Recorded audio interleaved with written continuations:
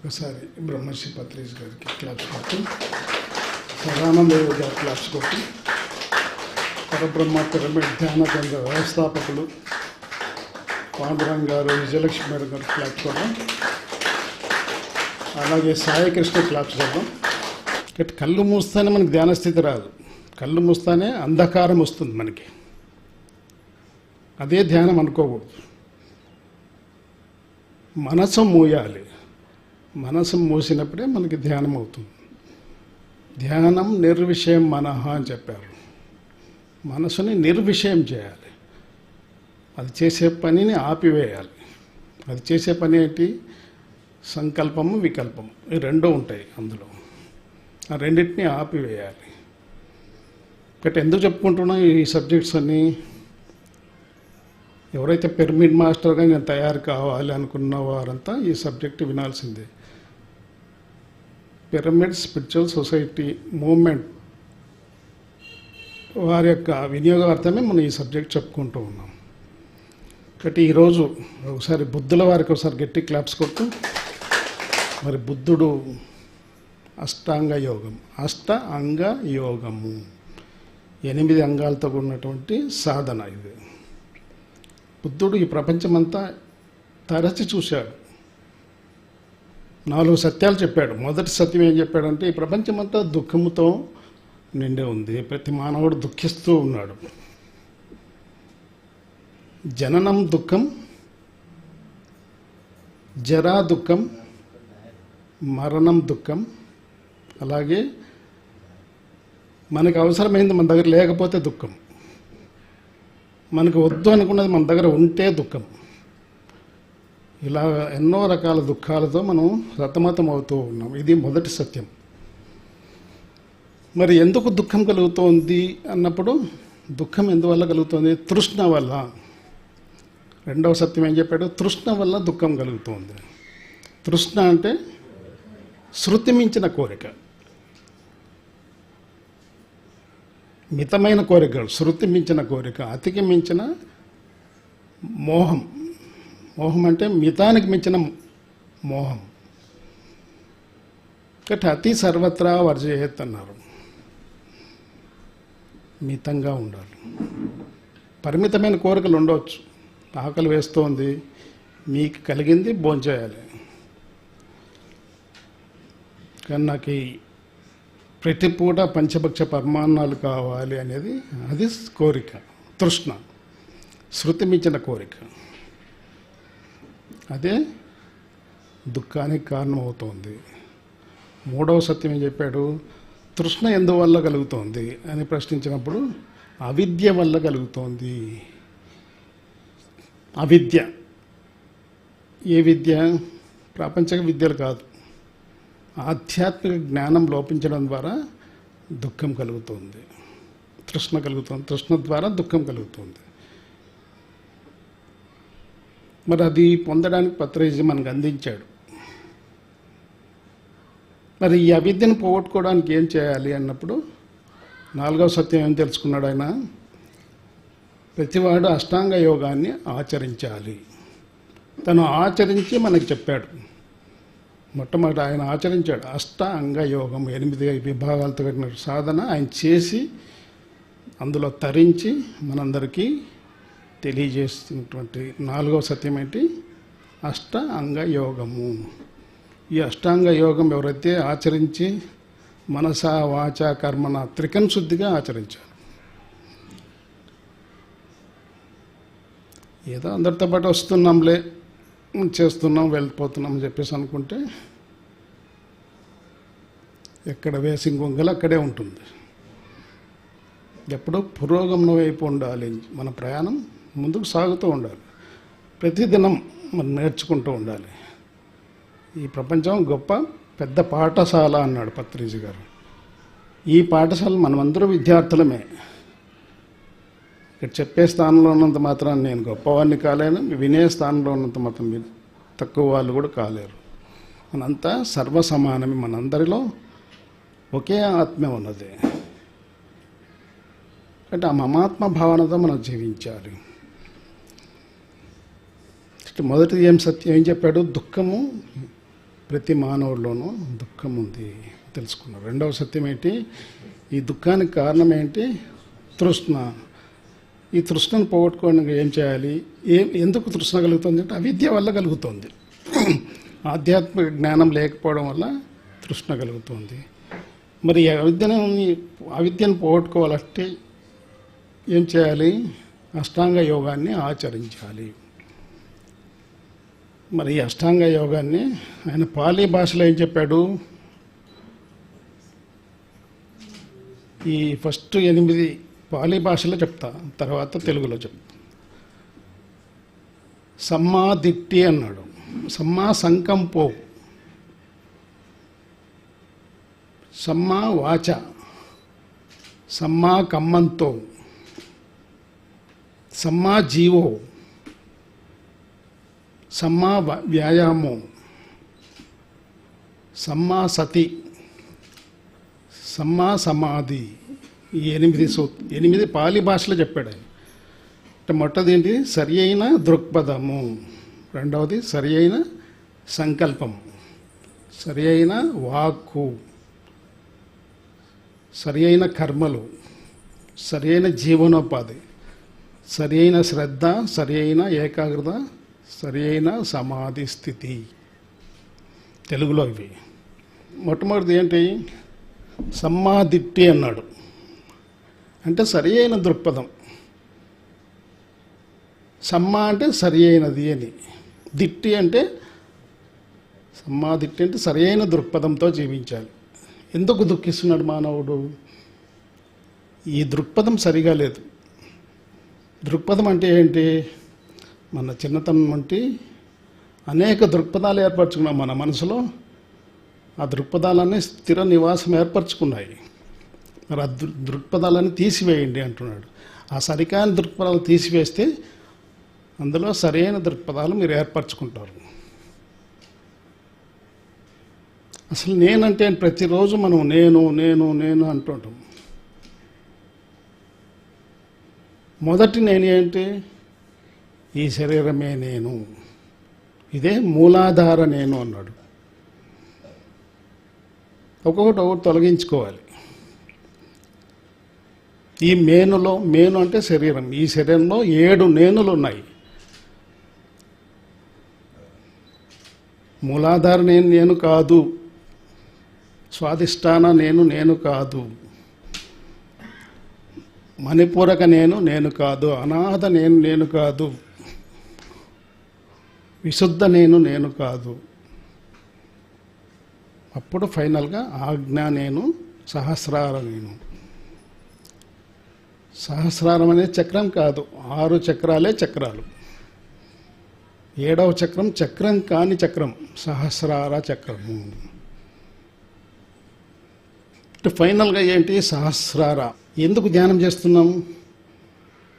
ధ్యానంలో ఏమవుతుంది?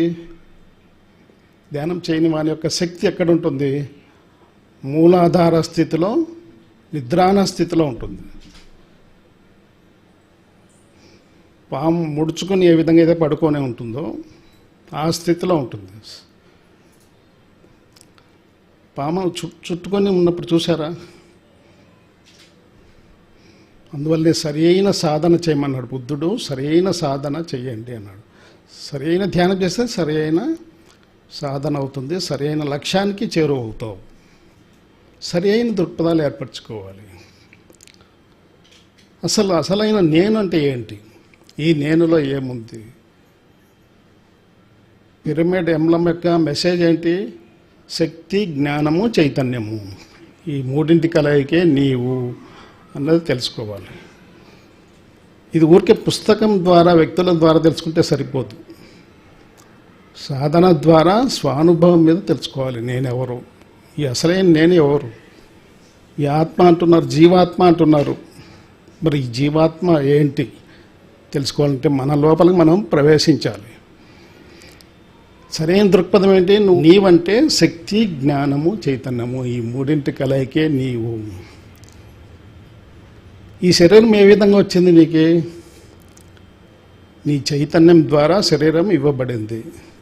ఇది సరైన దృక్పథం. శరీరం ద్వారా చైతన్యం రాలా. మనమేమనుకున్నాం, ఈ శరీరమే నేను అనుకుంటున్నాం. ఆ సరికాని దృక్పథం.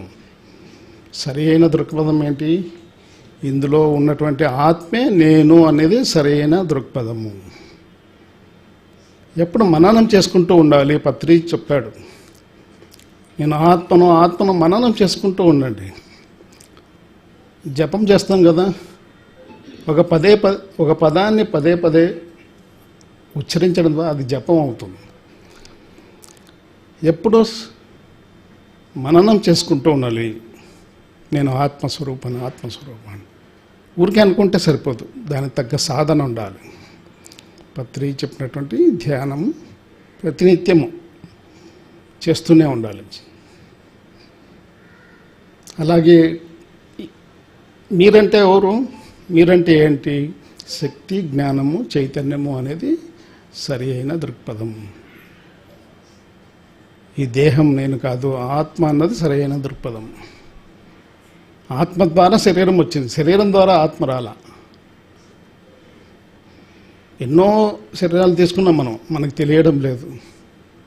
ఎందుకంటే ఆ గత జన్మల ఆ విషయాలన్నీ మీరు ఇప్పుడు జ్ఞప్తికి తెచ్చుకున్నారంటే మీరు ఈ శరీరంలో నివసించలేరు.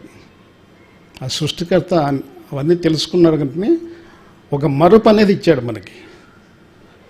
అదంతా మర్చిపోయాం. అన్నీ ఒకే క్షణంలో గుర్తుకొచ్చాయంటే వాడిని ఏమంటాం? పిచ్చివాడు అంటాం. మనకు కూడా పిచ్చి పడుతుంది. అందువల్లనే ఒకవేళ ధ్యానంలో మీకు గత జన్మ కనపడినాయంటూ చూడండి. కానీ సరి అయిన ధ్యానం అంటే ఏంటి? ఆ థాట్లెస్ స్టేజ్లో ఎంతసేపు ఉంటారో అది మాత్రమే ధ్యానం. అక్కడ దృశ్యం ఉండదు. చాలామందికి అనుభవాలు వస్తున్నాయి, నాకు రావడం లేదని చెప్పేసి బాధపడుతుంటారు. వచ్చిన వాళ్ళు రాంగ్ కాదు, రాని వాళ్ళు కూడా రాంగ్ కాదు. వాళ్ళు కరెక్టే, వీళ్ళు కరెక్టే. వస్తే చూడండి, లేకపోతే ఇంకా మేలు. మీరు ఆ శక్తిని అంతా మీరు మీలో కూడగట్టుకుంటారు. వచ్చిన ఎనర్జీ మీకు దృశ్యం చూస్తున్నారంటే శక్తి ఖర్చు అవుతూ ఉంటుంది. నేను మాట్లాడుతున్నంటే ఎంతో శక్తి ఖర్చు అవుతుంది ఆ మాట వెనక. అందువల్లనే మీకు మాట వినపడగలుగుతుంది. కాబట్టి ఆత్మ అన్నది సరైన దృక్పథం, శరీరం అన్నది కాదు. కానీ మనం ఈ శరీరమే నేను నేను నేను అని చెప్పేసి అనుకుంటున్నాం. మరి ఈ శరీరమే నీవైతే ఈ ప్రపంచంలోకి వచ్చిన క్షణంలో ఎలా ఉన్నారు మీరు? తల్లి గర్భం నుండి బయటకు వచ్చిన క్షణంలో ఎలా ఉన్నాం? మనం ఎంత ఉన్నాం అంతే ఉండాలి. సత్యం ఎప్పుడు మారదు. మరి అలా ఉన్నాం మనము. వారాలు నెల తిరగక ముందే మన రూపురేఖలు మారుతూ ఉన్నాయి కదా. సంవత్సరం తర్వాత ఇంకో రకంగా ఉన్నాం, 10 సంవత్సరాల తర్వాత ఇంకో రకంగా ఉన్నాం. మరి ఈ వయసు దాకా వచ్చినాక ఎన్ని మార్పులు వచ్చాయి మనలో. అలాగే ఇదే రూపంలో వస్తున్నాం ప్రతి జన్మలోనూ. అనేక రూపాలు. ఈ సృష్టి గురించి మనం ఆ లోతుల్లోకి వెళ్తే ఈ సృష్టి అనంతం.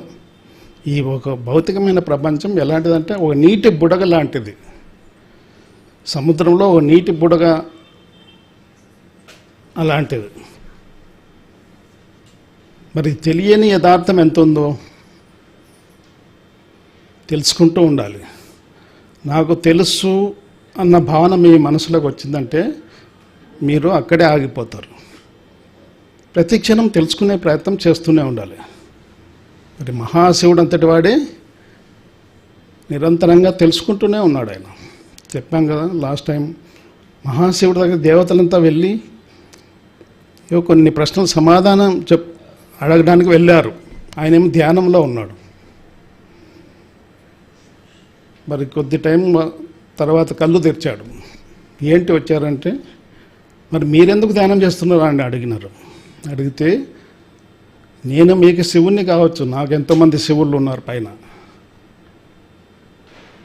కాబట్టి అనంతం ఎన్నో లక్షల కొద్ది బ్రహ్మాండాలు ఉన్నాయి, లక్షల కొద్ది సూర్యమండలాలు ఉన్నాయి. ఈ కనపడేటువంటి ఈ ప్రపంచం మాత్రమే కాదు, ఈ సృష్టిలో మనం ఎంత ఒకసారి మనం చెక్ చేసుకోవాలి. మనలో మన బుద్ధి ఇచ్చాడు మనకి. మానవుడు బుద్ధి జీవుడు. బుద్ధి ఉన్నవాడే బుద్ధుడు. మరి ఆ బుద్ధిని వికసింప చేసుకోవాలి. బుద్ధికి కూడా బుద్ధి మాంద్యత ఉంటుంది. ఆ బుద్ధి మాంద్యత తొలగించుకొని బుద్ధిని వికసింప చేసుకున్నవాడే బుద్ధుడు. అందువల్లనే బుద్ధుడు చెప్పాడు, నాకన్నా మునుపు ఎంతోమంది బుద్ధుళ్ళు వచ్చారు, భవిష్యత్తులో కూడా ఎంతోమంది బుద్ధుళ్ళు రాబోతారు. పరిపూర్ణమైన బుద్ధి వికాసం కలిగిన వాడు బుద్ధుడు. అలాగే మనకి ఎన్ని కాలాలు ఉన్నాయి? 3: భూత, భవిష్యత్, వర్తమానము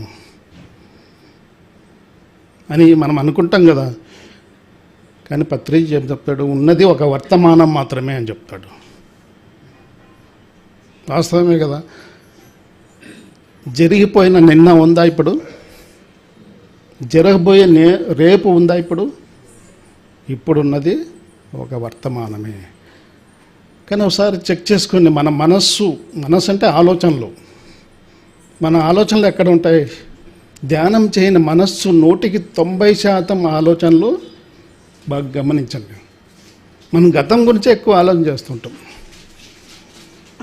అలాగే ధ్యానం చేయని మనసు భవిష్యత్తు గురించి ఒక 10% ఆలోచన చేస్తుంటాం. అంటే వర్తమానంలో 0. మనం ఉండలేకపోతున్నాం వర్తమానంలో. మరి ఆ మనసును వర్తమానంలోకి తీసుకురావాలంటే మనలో వర్తమానంలో జరుగుతున్నటువంటి ప్రాసెస్ ఏంటి? మనలో ఏం జరుగుతుంది? వర్తమానంలో ఒక్క శ్వాస మాత్రమే జరుగుతుంది. అక్కడ మన ప్రమేయం లేదు శ్వాసలో. నిజంగా నేనే శ్వాసిస్తున్నా అన్న వాళ్ళు ఎవరైనా చెప్పగలరా? సరే, ఇప్పుడైతే నేను జాగ్రత్త అవస్థలో ఉన్నాక నేనే శ్వాసిస్తాను చెప్పొచ్చు. మీరు వంటగదిలోకి వెళ్ళి వంట చేస్తూ ఉంటారు, లేదా ఉద్యోగస్తులు ఉద్యోగంలో నిమగ్నమై ఉంటారు, ఆ ధ్యాసలో ఉంటారు, ఉద్యోగం యొక్క పని ధ్యాసలో ఉంటారు. మరి అక్కడ శ్వాస జరుగుతుంది కదా, ఎవరు శ్వాసిస్తూ ఉన్నారు? మీరు వంట చేస్తూ ఉన్నారు, మరి ఎవరు శ్వాసిస్తున్నారు అక్కడ? అలాగే రాత్రిపూట నిద్రావస్థలోకి వెళ్తూ ఉన్నారు,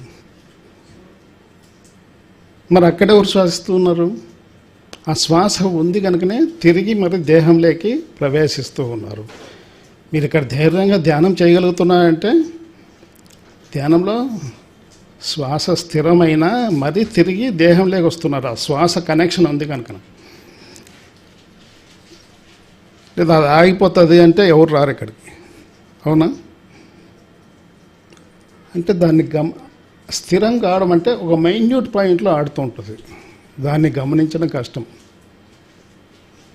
కాబట్టి ఎవరైతే ప్రతిరోజు మనసుని స్థిరం చేసుకుంటారో ధ్యాన సాధన ద్వారా వారి యొక్క ధ్యాస వర్తమానంలోకి వస్తుంది.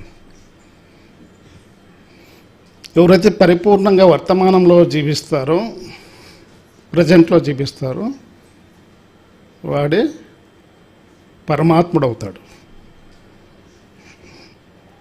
అంటే ఉన్నది వర్తమానమే అనేది సరైన దృక్పథం. భూతకాలం భవిష్యత్ కాలం అనేది ఆ సరికాని దృక్పథం అని పత్రిజీ గారు చెప్పారు. దృక్పథం అంటే అర్థమైంది కదా. మనం సరికాని దృక్పథాలు ఏర్పరచుకున్నాం. నిన్న అలా జరిగింది అని ఆందోళన పడుతుంటాం, భవిష్యత్తులో ఏం జరుగుతుందో భయపడుతూ ఉంటాం. కానీ ఈ క్షణంలో నువ్వు చేయవలసిన పని సక్రమంగా చేస్తున్నావా? మనం చేయడం లేదు. మనం ఈ క్షణంలో లేం కనుక ఈ క్షణంలో మనం జీవించలేకపోతున్నాం. కాబట్టి మన మనసుని వర్తమానంలోకి తీసుకురావాలి. ఇది సరైన దృక్పథం. రెండవది సమ్మా సంకంపో. సంకప్పో అంటే సంకప్పో, సమ్మా సంకప్పో, ఇది పాలి భాష. అంటే సరైన సంకల్పాలు. సంకల్పాలు అంటే మన ఆలోచన సరిగా ఉన్నాయా?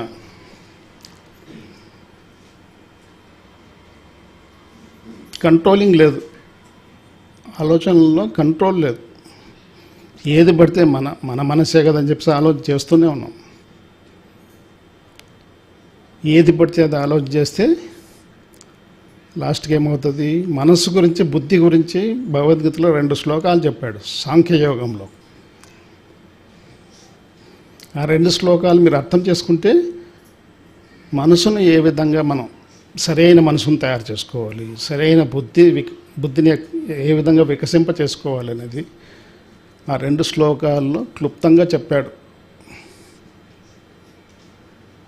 ధ్యాయతో విషయాం పుంసః సంగస్తే సూపజాయతే సంగా సంజాయతే కామః కామాత్ క్రోధోపజాయతే క్రోధాత్ భవతి సమ్మోహః సమ్మోహాత్ స్మృతి విభ్రమః స్మృతిభ్రంశాత్ బుద్ధినాశాత్ ప్రణశ్యతి అన్నాడు. బుద్ధి నాశనం అయితే నువ్వు పతనావస్థకు చేరుకుంటావు.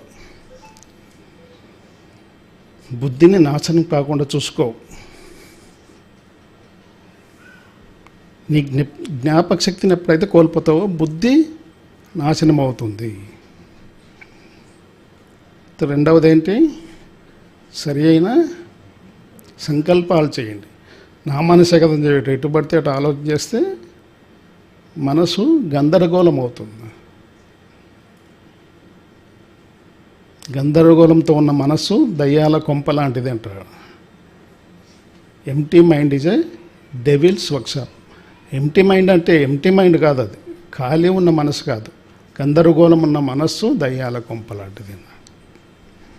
స్థిరమైన మనస్సు అది శాంతంగా ఉంటుంది. వాడిలో మనశ్శాంతి ఉంటుంది, వాడిలో సరి అయిన బుద్ధి ఉంటుంది, బుద్ధి వికసింప చేయబడి ఉంటుంది. మూడవది ఏంటి? సమ్మావాచ. సమ్మావాచ అంటే సరైన వాక్కుతో చెప్పించాలి. మరి సరైన మాటలే మాట్లాడుతున్నాం మనము. ఇక్కడ ధ్యాన మందిరంలో ఉన్నాక సరైన మాటలే మాట్లాడతాం. మా ఇంటికి వెళ్ళినాక పిల్లల దగ్గర భార్య భర్తతో మాట్లాడే విషయాలు, భర్త భార్యతో మాట్లాడే విషయాలు, మాటలు ఏ విధంగా ఉన్నాయి ఒకసారి చెక్ చేసుకోవాలి. సమాజంలో పోతే చండాలంగా మాట్లాడే వాళ్ళు ఎంతోమంది కనపడుతుంటారు, ఎదురవుతుంటారు. నానోరే కదా అని చెప్పి సెట్టు పడితే అటు మాట్లాడినారా? మీరు కర్మలు ఏ విధంగా చేస్తున్నారంటే నీ మాట ద్వారా కర్మలు సృష్టించుకుంటున్నావు అన్న విషయాన్ని ఎప్పుడూ మర్చిపోకూడదు. ప్రజెంట్లో మీరు కర్మలు ఏ విధంగా సృష్టించుకుంటున్నారంటే మీ మాట ద్వారా కర్మలు సృష్టించుకుంటున్నారు. కొందరు పెద్దలు చెప్పేవారు, కాలు జారినా పర్వాలేదు మాట జారకూడదు అనేవారు. అవునా? విన్నారా? కాలు జారినా పర్వాలే, మాట మాత్రం జారకూడదు. ఎందుకు చెప్పారు? చూడు, మనకి వాళ్ళకి తెలియకుండా సరే ఎంత బాగా చక్కగా చెప్పారు చూడండి. ఈ జ్ఞానం లేకపోయినా కూడా వాళ్ళు చక్కగా బోధించారు. కాబట్టి నానోరే కదా. ఆత్మలోని ఆత్మ అంట, నోటిలోని మాట అంట, పనికిరాని మాటలంట, వద్దు వద్దు వద్దంట. మాట శుద్ధి ఉండాలి రోయ్, ఆత్మసిద్ధి కలగాలి రోయ్ అని పత్రిజీ ఒక పాటలో చెప్పాడు. ఆత్మలోని ఆత్మ అంట, నోటిలోని మాట అంట, పనికిరాని మాటలంట, వద్దు వద్దు వద్దంట. మాట శుద్ధి ఉండాలి రోయ్, ఆత్మసిద్ధి కలగాలి రోయ్. ఎంత చక్కగా చెప్పాడు చూడండి.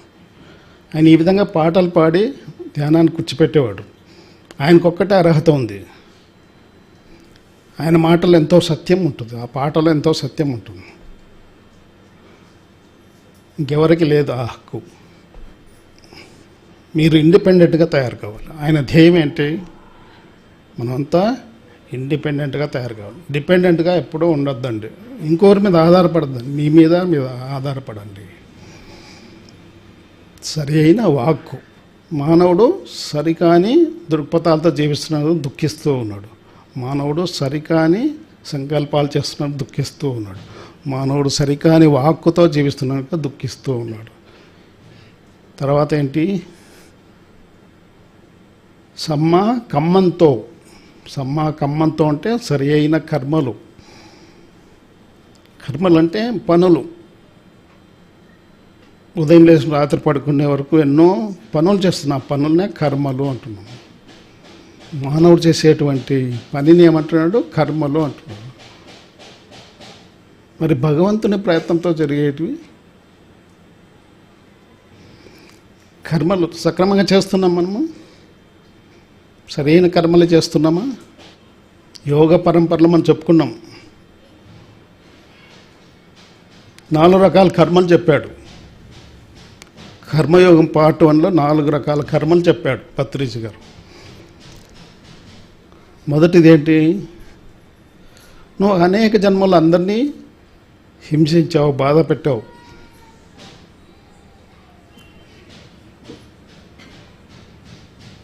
ఇతరులకి మంచి చేయకపోతేవి, చెడు మాత్రం చేయవద్దు. అది మొదటి స్థితి.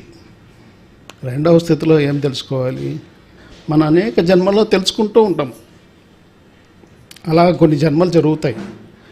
రెండవ స్థితిలో ఏం తెలుసుకుంటాడు మానవుడు? ఏం తెలుసుకుంటాడు? ఇతరులు మంచి చేస్తే నీకు మంచి జరుగుతుంది, ఇతరులు చెడు చేస్తే నీకు చెడు జరుగుతుంది. ఇది రెండవ సత్యంగా తెలుసుకొని అలా కొన్ని జన్మలు సాగించిన తర్వాత మూడవ సత్యం లేకపోతాడు. మూడవ వాస్తవాన్ని ఏం తెలుసుకుంటాడు? భగవద్గీతలో కృష్ణుడు చెప్పాడు, కర్మణ్యేవాధికారస్తే మా ఫలేషు కదాచన మా కర్మ ఫలహేతుర్పుః మాతే సంగోస్త్వ కర్మని అన్నాడు. కర్మలు చేస్తూ ఉండు, కానీ కర్మల యొక్క ఫలితం మాత్రం నువ్వు ఆశించకూడదు. ఆశించే హక్కు నీకు లేదు. కర్మ ఫలితం నా దగ్గర ఉంటుంది, నేను ఇస్తా. ఫలితం అయితే నేను ఇస్తా తప్పకుండా, కానీ నువ్వు మాత్రం ఆశించకుండా కర్మలు చెయ్యి. అట్లని చెప్పేసి కర్మలు చేయకుండా ఉండకూడదు, కర్మలు చేస్తూనే ఉండాలి. మీ స్థాయికి తగ్గట్టుగా మంచి కర్మలు చేస్తూనే ఉండాలి, చేయకుండా ఉండకూడదు. రోజు మనకి పని లేదనుకోండి, ఎంత బోర్ కొడుతుంది. కర్మలు చేస్తూనే ఉండాలి, చేయకపోతే మన జీవన ప్రయాణం సాగదు. మరి 4వ వాస్తవాన్ని ఏం తెలుసుకుంటాడు? నువ్వు చేసే కర్మను ఏ విధంగా చేయాలి? నేను చేస్తున్నా భావన కూడా తీసేయి అంటాడు. అంటే ఏంటి? కర్తృత్వ భావన లేకుండా కర్మలు చేయి. యోగస్థః కురు కర్మాణి సంగం త్యక్త్వా ధనుంజయ సిద్ధోహ సమో భూత్వా సమత్వం యోగ ఉచ్యతే అని చెప్పాడు. నువ్వు యోగస్థితిలో ఉంటే కర్మలు చేస్తే నువ్వు ఈ విధంగా కర్మలు చేయవచ్చు. కర్తృత్వ భావన లేకుండా నువ్వు కర్మలు చెయ్యి. నేను చేస్తున్నాను భావన కూడా వదిలేసి. మరి మనం ఏ విధంగా చేస్తున్నాం కర్మలు? మన ఈ విధంగా చేస్తున్నామా? ఒకసారి చెక్ చేసుకుంటే ప్రతిఫలాన్ని ఆశించే కదా మనం చేస్తున్నాం. ప్రతిరోజు ఏదైనా పని చేస్తున్నామంటే ప్రతిఫలాన్ని ఆశించే చేస్తున్నాం. ఆశించకుండా ఎవరైనా చేస్తున్నారా? సరైన కర్మలు సంకంపో, సరైన కర్మలు చేయమన్నాడు. సరికాని కర్మలు చేస్తున్నాడు, దుఃఖిస్తున్నాడు ఈ మానవుడు. జీవో, నీ జీవనోపాధిని సరిచేసుకోమంటున్నాడు.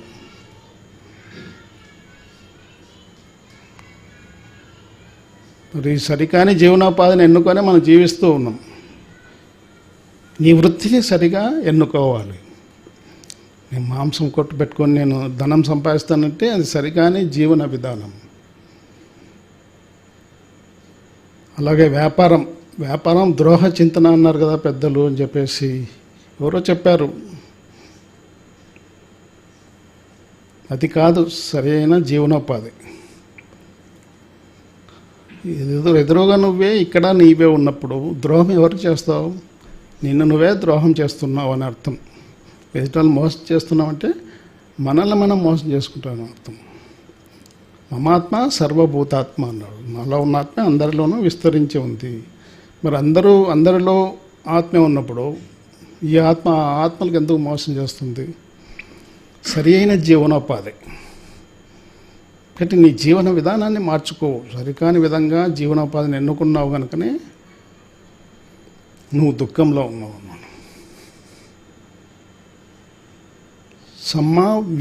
వాయామం అంటే ఏంటి? సరి అయిన శ్రద్ధతో జీవించు. శ్రద్ధ అనేది ప్రతి వాళ్ళకి అవసరం. పిల్లలకి అవసరమే, పెద్దలకి అవసరం. ప్రతి స్థితిలో శ్రద్ధ అనేది చాలా అవసరం. మీరు శ్రద్ధగా వింటే జ్ఞానం మీకు అందుతుంది. శ్రద్ధ లోపిస్తే, వినే వాళ్ళకు శ్రద్ధ లోపిస్తే జ్ఞానం అందుకోలేరు. శ్రద్ధావాన్ లభతే జ్ఞానం అన్నాడు. శ్రద్ధ కలిగిన వానికే జ్ఞానం లభిస్తుంది, శ్రద్ధ లేని వానికి జ్ఞానం లభించదు. శ్రద్ధ ధ్యాస అంతా మాట మీద పెట్టి వింటూ ఉండాలి, ఏమొస్తుంది మాట. ఆ శ్రద్ధ లోపిస్తే జ్ఞానాన్ని స్వీకరించలేరు. తర్వాత ఏంటి? సమ్మాసతి. సమ్మాసతి అంటే సరి అయిన ఏకాగ్రత ఉండాలి. వినేవాడికి ఉండాలి, రెండు చెప్పేవాడికి ఉండాలి, వినేవాళ్ళకి ఉండదు. నాకు శ్రద్ధ ఉండాలి, ఏకాగ్రత ఉంటేనే నేను చెప్పగలను. ముఖ్యంగా ఏకాగ్రత ఉండాలి చెప్పేవాడికి, శ్రద్ధ కూడా ఉండాలి. అలాగే వినే వాళ్ళకి ముఖ్యంగా శ్రద్ధ ఉండాలి, ఏకాగ్రత కూడా ఉండాలి. ఆ ఏకాగ్రత లోపించిందనుకోండి, మీరు ఇంట్లో ఏదో 7:30కి రమ్మని చెప్పారు, మరి 7:30కి వెళ్ళాలి అన్న విషయం గుర్తొచ్చింది అనుకోండి, మనస్సు అదే పనిగా గుర్తు చేస్తుంది. ఎందుకంటే మీరు ధ్యానం చేయడం మీ మనసుకు ఇష్టం లేదు.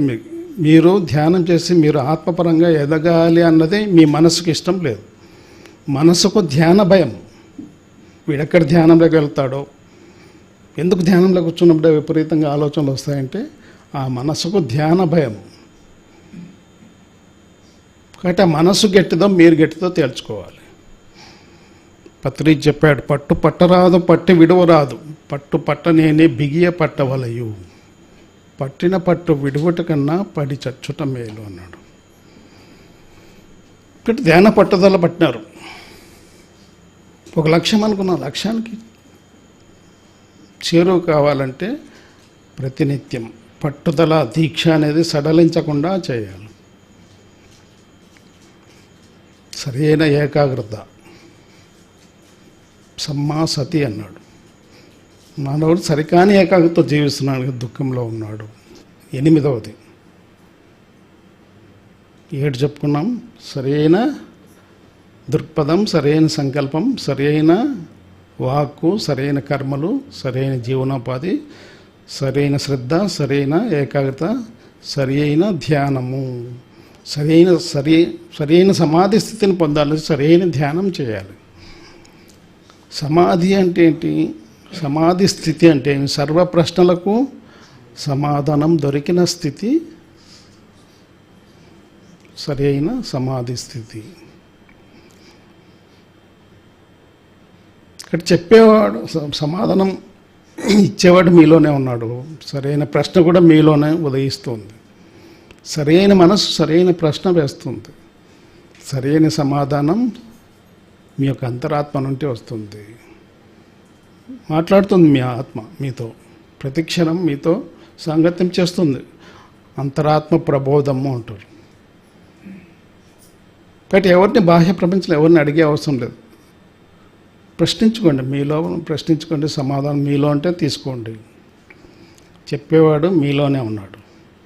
మీ దైవం మీలోనే ఉన్నది. మీ గురువు మీలోనే ఉన్నాడు. మీ శ్వాస అన్న గురువుని ఆశ్రయించండి. మీ డాక్టర్ మీలోనే ఉన్నాడు. మీ మిత్రుడు మీలోనే ఉన్నాడు. కాబట్టి మీ ఆత్మే మిత్రుడు, డాక్టరు, దైవం. ఆ స్థితికి చేరుకోవడానికి శ్వాస అన్న గురువుని పట్టుకోవాలి. వద్దనున్న గురువుని గానగలేక వెర్రి ముద్దల వలె వెతుకలాడి బుద్ధి మాలి నరులు పోయిరి పోకగా అన్నాడు. మనందరి దగ్గర మన గురువు ఉన్నాడు, శ్వాస అన్న గురువు. ఆ గురువుని ఆశ్రయించండి. ఈ గురువుని ఆశ్రయించకుండా గురువు ఎక్కడ వెతుకుతూనే ఉన్నాడు జీవితకాలం అంతా. వెతికి వేసారి తరచి చూడ తాను తనలోనే కనుగొనే అని చెప్పేసి వీరబ్రహ్మేంద్ర స్వామి ఇంకొక తత్వం ద్వారా చెప్తూ ఉన్నాడు. వెతికి జీవితకాలం అంతా వెతికి వేసారి తరచి చూడ తాను తనలోనే కనుగొనే. కాళికాంబ, హంస కాళికాంబ అని చెప్పాడు. వెతుకుతూనే ఉన్నాం. ఫస్ట్ ఈ గురువుని ఆశ్రయించండి. భౌతికమైన గురువు మిమ్మల్ని వెతుక్కుంటూ వస్తాడు. మరి అలా వెతుక్కుని వచ్చాడు పత్రిజీ గారు 1993లో గుంతకల్లుకి.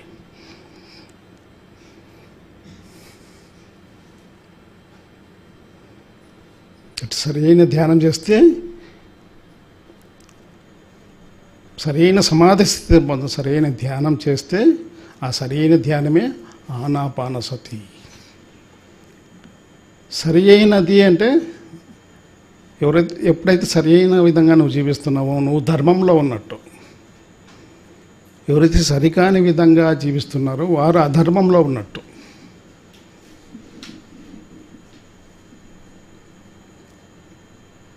నువ్వు ధర్మంలో ఉన్నావు, ఆ ధర్మంలో నువ్వు చెక్ చేసుకోవాలి ప్రతి క్షణం.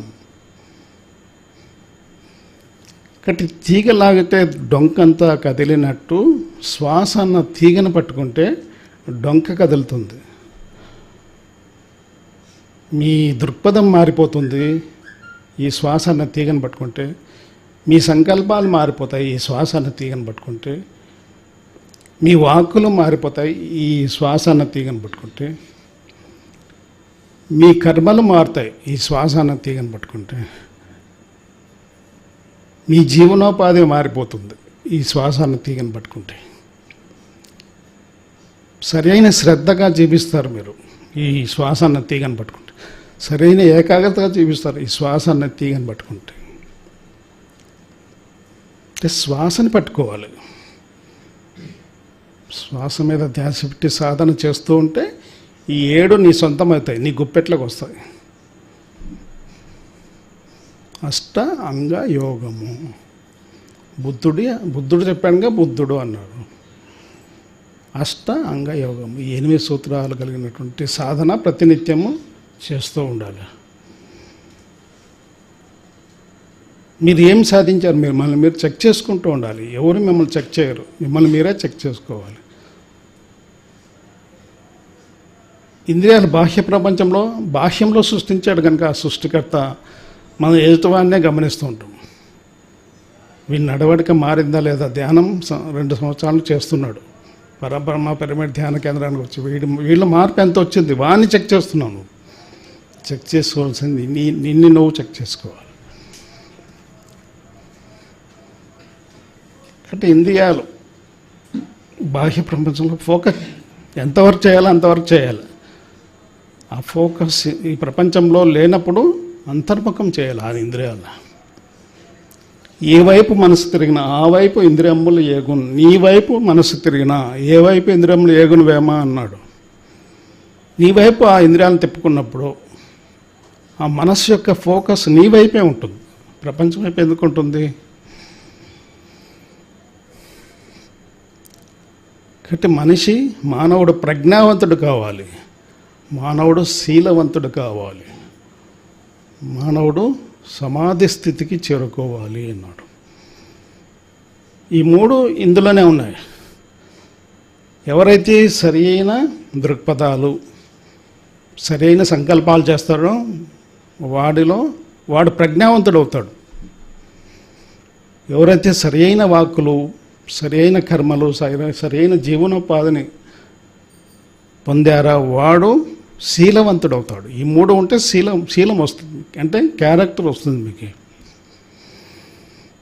తర్వాత సరైన శ్రద్ధ, సరైన ఏకాగ్రత, సరైన సమాధి స్థితిని ఎవరైతే పొందారో వారు సమాధి స్థితికి సరైన ధ్యానం చేస్తే సరైన శ్రద్ధ, సరైన ఏకాగ్రత, సరైన ధ్యానం చేస్తే సరైన సమాధి స్థితికి చేరుకుంటారు. ప్రజ్ఞ, శీలము, సమాధి స్థితి, ఈ 3 పొందాలంటే ఈ అష్టాంగ యోగాన్ని ఆచరిస్తే చాలు. అలాగే బుద్ధుడు 2500 సంవత్సరాల క్రితం 3 సత్యాలు చెప్పాడు. ఈ ప్రపంచానికి 3 వరాలు ఇచ్చాడు. ఒకటి ఆనాపానసతి అన్న వరం, అది మనందరికి తెలుసు. పాలీ భాషలో చెప్పాడు ఆనాపానసతి అని. శ్వాస మీద ధ్యాస ఈ యొక్క ఆనాపానసతి. రెండవది మధ్య మార్గంలో జీవించండి, మిడిల్ పాత్రలో జీవించండి. ఏది ఎక్కువ అవద్దు, ఏది తక్కువ అవద్దు, మధ్య రకంగా జీవిద్దాం. దాని గురించి ఒక శ్లోకం చెప్పాడు కృష్ణుడు.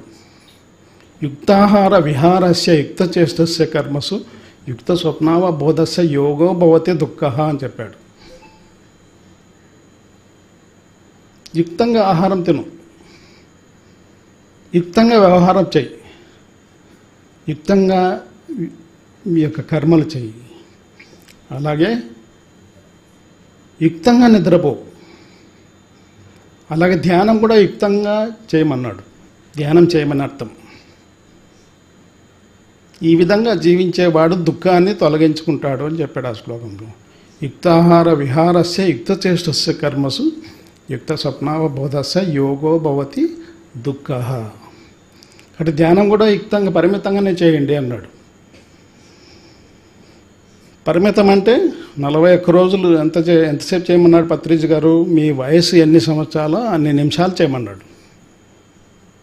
41 రోజుల వరకే అది పరిమితం. 41 రోజుల తర్వాత యుక్తం అంటే ఎంతసేపు చేయాలి? 2 గంటలు 3 గంటల సేపు, 3 గంటలు ఒక్కొక్క సిట్టింగ్లో 3 గంటల సేపు యుక్తమైన ధ్యానం అవుతుంది. తర్వాత ఆ స్థితిలో ఎవరెవరు ఉన్నారో మీరే చెక్ చేసుకోవాలి. 3 గంటలు ఏకకాలంగా ఒకే సిట్టింగ్లో మీరు కూర్చోగలగాలి. అది యుక్తమైన ధ్యానము. అంటే ధ్యానం కూడా యుక్తంగా చేయండి. ఏది ఎక్కువ తినవద్దు, ఏది తక్కువ తినవద్దు. ఎక్కువ తింటే అజీర్ణ వ్యాధి, అది రోగమే. పరిమితంగా తింటే నీరసం, తినకపోతే నీరసం. ఎక్కువ తింటే అజీర్ణ వ్యాధి. రెండు దుఃఖానికి దారితీస్తాయి కదా. కాబట్టి ఎక్కువ తినవద్దు, తక్కువ తినవద్దు. మధ్య మార్గంలో తినండి. ఎక్కువ నిద్రపోతూ, తక్కువ నిద్రపోతూ, మిడిల్ పాత్, మధ్య మార్గంలో నిద్రపోండి. 12 గంటలు నిద్రపోతే అంతే. మనకు తెలియకుండానే పాట ఉంది కదా, పాండవ వనమాసంలోన, జీవితమున సగభాగం నిదురకే సరిపోవు, మిగిలిన సగభాగం చిత్తశుద్ధి లేకపోయి.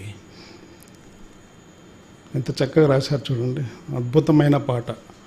పదే పదే వినాలి ఆ పాట. ఎన్నో సత్యాలు తెలియజేశారు. కనీసం ఆ పాట విన్నానా మనం మేల్కొని ఆ విధంగా జీవించడానికి ప్రయత్నం చేయాలి. కట్టి కుంభకర్ణంలాగా తయారు కాకూడదు. తిని తాగి పడుకోవడానికే వచ్చామా? రోటీ కపడా మకాన్ కోసమే రాలా. అది అవసరమే, కానీ ఒక మధ్య రకంగా మనం జీవిద్దాం. కానీ వాటి తర్వాత మనం పొందవలసిన ఎన్నో ఉన్నాయి ఈ ప్రపంచంలో. అవన్నీ తెలుసుకోవాలి. ప్రతి క్షణం మన విద్యార్థులమే విద్యను అభ్యసిస్తూనే ఉంటాం, తెలుసుకుంటూనే ఉండాలి. నాకు అన్నీ తెలుసు ఎప్పుడైతే అనుకుంటావో నువ్వు నీలో ప్రోగ్రెస్ ఉండదు, ఆగిపోతావు. తెలియని యథార్థం ఎంతో ఉంది, ఇంకా తెలుసుకునే తీరాలి అని చెప్పేసి అనుకుంటూ ఉండాలి. 4 బ్రహ్మ విహారాలు అని చెప్పాడు బుద్ధుడు. అంటే ఒక బ్రహ్మజ్ఞాని సమాజంలో ఏ విధంగా జీవిస్తూ ఉంటాడు అన్న విషయాలు చెప్పాడు. 4 విషయాలు. 2 ప్రాపంచికంగా చెప్పాడు, 2 ఆధ్యాత్మిక పరంగా చెప్పాడు. మైత్రి, కరుణ, ముదితము, ఉపేక్ష అని చెప్పేసి 4 విషయాలు చెప్పాడు. మైత్రి, నీ దగ్గర ధనం లేదు, ధనవంతుని దగ్గర నువ్వు మైత్రి భావనతో మెలగాలి. అదే వానికి కలిగిందే నాకు లేదే ధనము అని చెప్పేసి అసూయ పడినావా, నువ్వు బ్రహ్మజ్ఞానివి కానట్టే. ఆ ధనవంతుని దగ్గర నువ్వు ఏ విధంగా మైత్రి భావనతో మెలగాలి. ఒకవేళ నువ్వే ధనవంతుడు అనుకో, ధనం లేని వాడిని చూసి నువ్వు ద్వేషించకూడదు, కరుణ చూపాలి వాని మీద. ఎంతో కొంత నువ్వు సహాయం చేయాలి. లేదు చేయలేదు, కరుణ చూపించు. ముదితము, నీకన్నా జ్ఞానపరంగా ఉన్నత స్థితిలో నీ పక్కన ఉన్నప్పుడు చేతులు కట్టుకొని వినాలంతే, నువ్వు మాట్లాడకూడదు. పత్రిజీ ఇవన్నీ నేర్పించాడు. పత్రిజీ 31 సంవత్సరంలో ఎప్పుడూ ఆయన ఒక ప్రశ్న కూడా అడగలేదు. నేను వినే ప్రయత్నం చేశాను. ఎందుకంటే ఆయన ఎంతో గొప్పవాడు, ఎంతో హయ్యర్ లెవెల్ నుండి వచ్చినటువంటి ది గ్రేట్ గ్రాండ్ మాస్టర్ ఆయన. ఒక కృష్ణుడు అంతటి గొప్ప యోగీశ్వరుడు ఆయన. ఆయన దగ్గర ఎప్పుడు వినే ప్రయత్నమే చేశాను, కానీ ప్రశ్నించే ప్రయత్నం ఎప్పుడు చేయాలి. ముదితము ఒకటి. మనకు ఎంతోమంది మనకన్నా సీనియర్లు, సీనియర్ అంటే సీనియర్ అనేది మాత్రం జ్ఞానం ఉందని గ్యారంటీ కాదు. సీనియర్ ఎవరైతే సత్యానికి చేరువుగా చూశారో, చేరువయ్యారో, అలాంటి సీనియర్ ఉన్నప్పుడు నువ్వు కూడా చేతులు కట్టుకొని వినాలంతే, నువ్వు మాట్లాడకూడదు. విని నువ్వు నేర్చుకో, అంతేగాని నువ్వే చెప్పే ప్రయత్నం చేసావా? అర్జునుడు చెప్పాడు కదా, ఫస్ట్ చాప్టర్ అంతా అర్జునుడు ఎన్నో విషయాలు చెప్పాడు, కృష్ణునికి చెప్పాడు.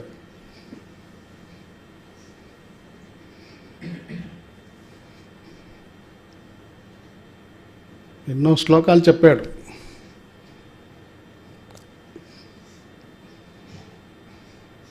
మరి ఈ తెలిసిన వానికి ఒక యోగేశ్వరుడు ఎదురుగా కూర్చొని నువ్వు చెప్పావు.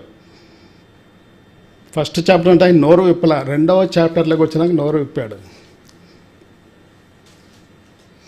నోరు విప్పడంలోనే ఆయన ఏం చెప్పాడు?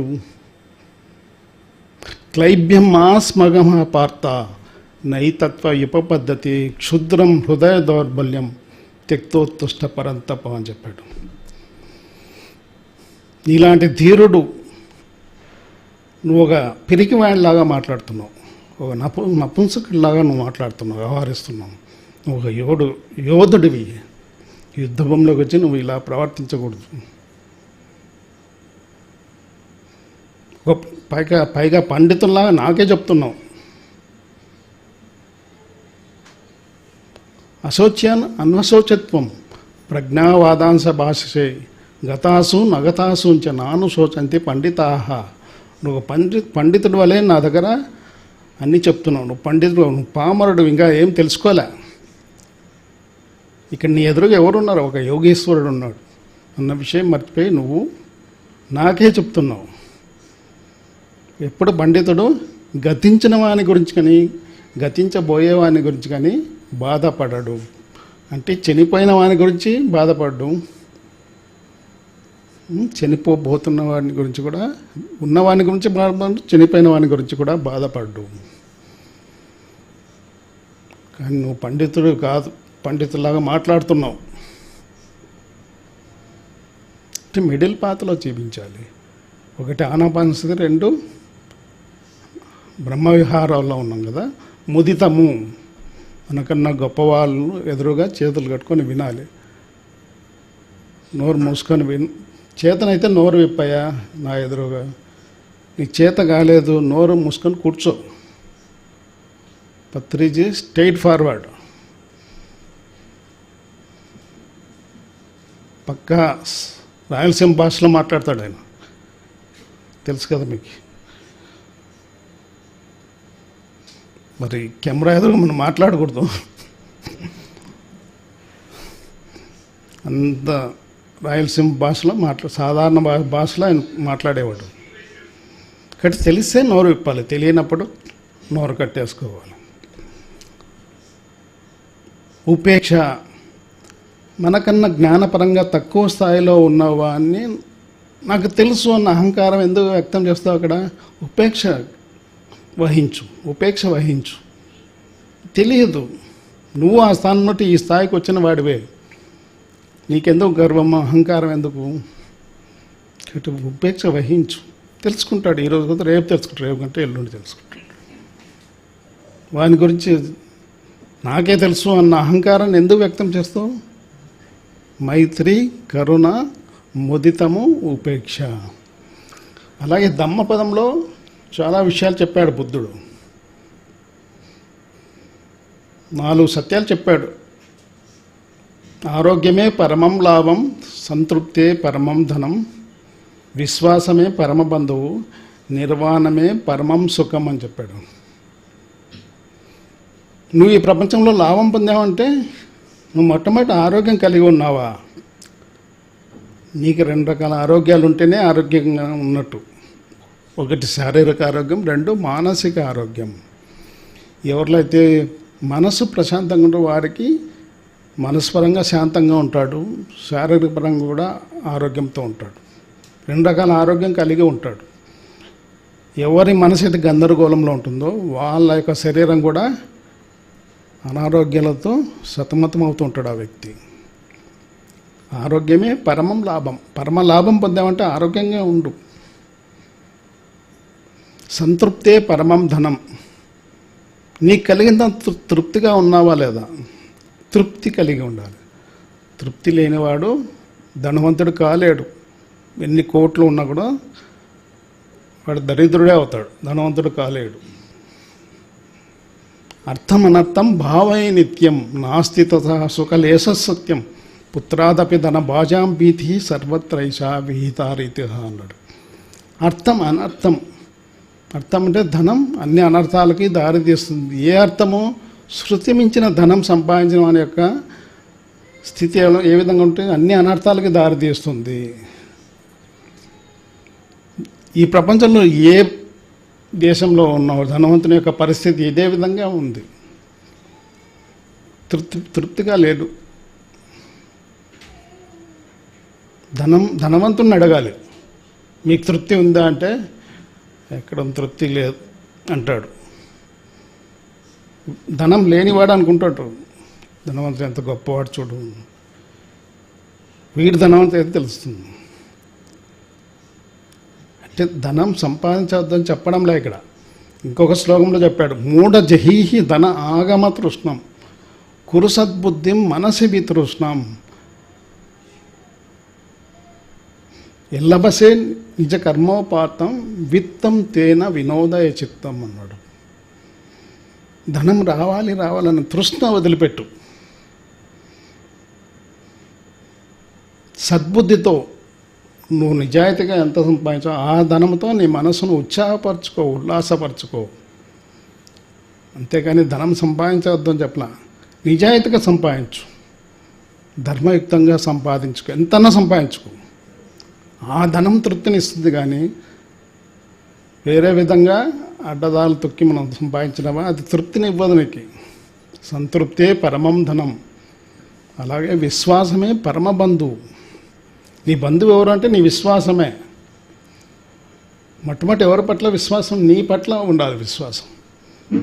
నీ పట్ల నువ్వు విశ్వాసపాత్రుడై ఉన్నప్పుడు ఈ విశ్వమే నీ సొంతం అవుతుంది. మనం ఎవరిని బంధువులు అంటున్నాం? ఈ శరీరానికి సంబంధించిన వ్యక్తులనంతా బంధువులు అంటున్నాం. వాళ్ళు కాదు బంధువులు. నీ విశ్వాసమే నీ పరమ బంధువు. అసలైన బంధువు అంటే నీ విశ్వాసం.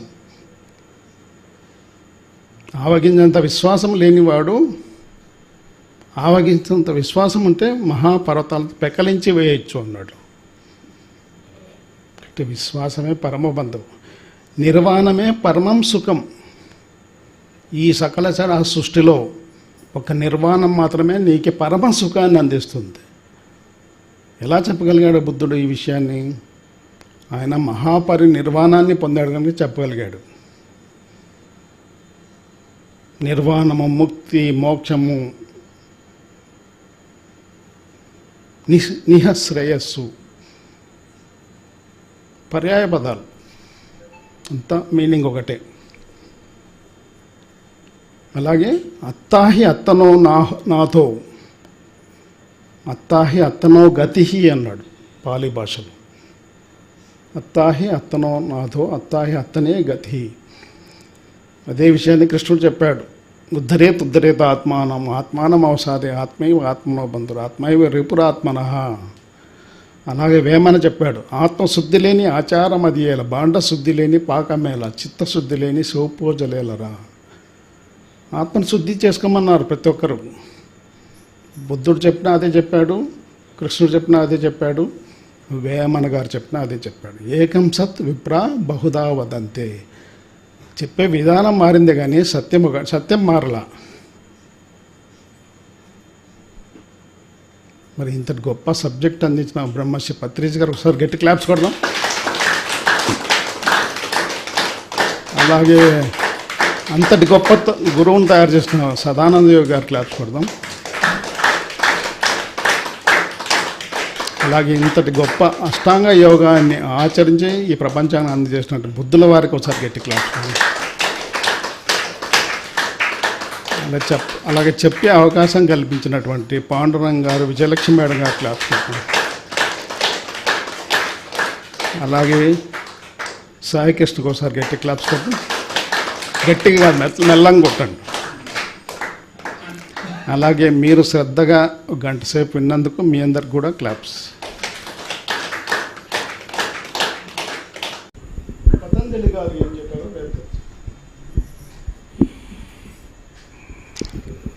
మరలా మై డియర్ మాస్టర్స్, మరలా మనకు రెండవసారి సబ్జెక్టు విన్నాము. మొదట విన్న దానికి ఇప్పటికీ బాగా అర్థమైంది. బుద్ధునే అష్టాంగ యోగము కనుక ప్రతిదినము మన పరబ్రహ్మ పిరమిడ్ ధ్యాన మందిరంలో ఇక్కడి నుంచి ఈ దసరా నవరాత్రులు ఎక్కువ ధ్యానం చేసుకోవాల్సిందిగా కోరడమైనది. శక్తి స్వరూపిణి అయినటువంటి శక్తి జ్ఞానము ఈ రెండు కలిసి మనకు ఎంతో అనుభవాన్ని ఇస్తాయి. అనుభవాల సారాంశమే జ్ఞానం. శక్తి, చైతన్యము, జ్ఞానం.